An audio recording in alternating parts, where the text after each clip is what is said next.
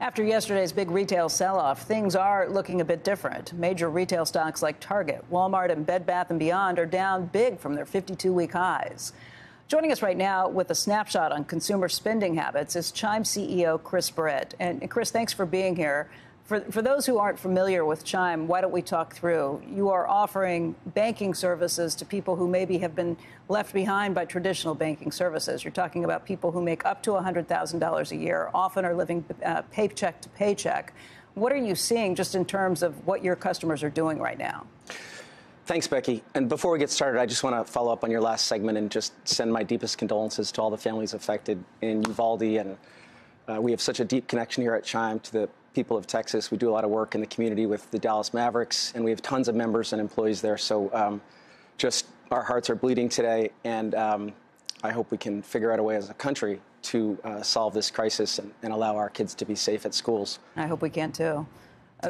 Regarding your question, we still see a very healthy consumer in terms of the transaction activity on our accounts. I think the market turmoil has not yet made its way into the sort of average everyday consumer. We're seeing robust balances. We're seeing robust transaction activity. We're seeing people spending again, going out to restaurants. We're certainly seeing higher amounts of total transaction spend on fuel, and not surprisingly. Right. But it's overall, kind of given choice, right? You have to spend more when it's at the pump. Right.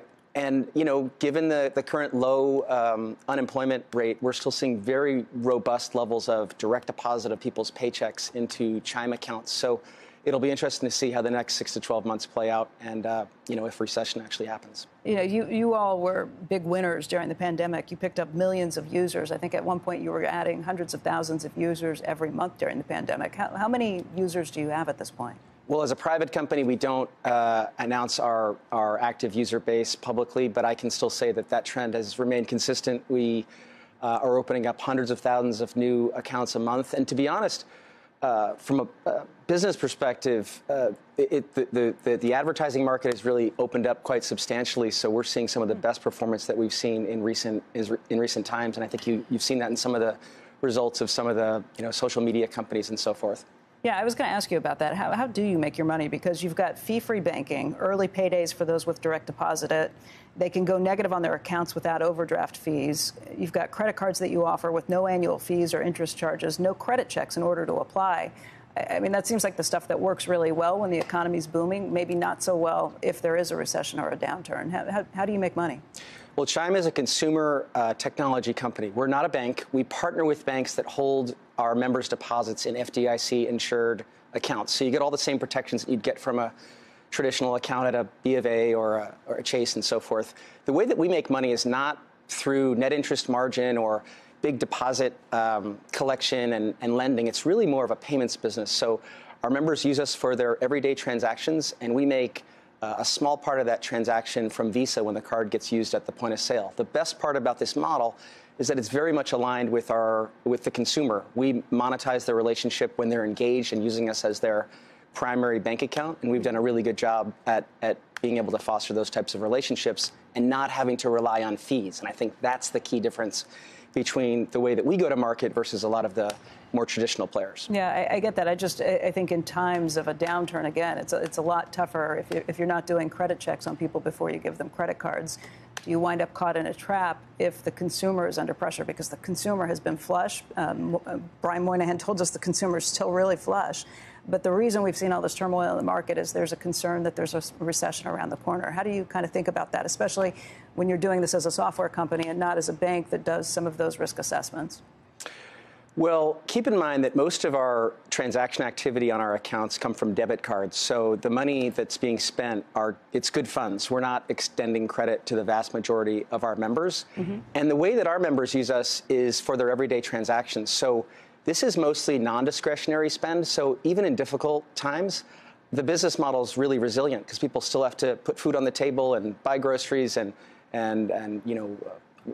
go and pick up food and all those everyday transactions continue to happen. So it's a resilient model even as we face potential headwinds in the economy. So should we think of you more as a Visa or a MasterCard type of company? We partner with Visa as our primary network, but We're more like a consumer fintech that monetizes our relationships primarily through the point of sale and transaction activity and revenue that we earn from Visa when the card gets used every day.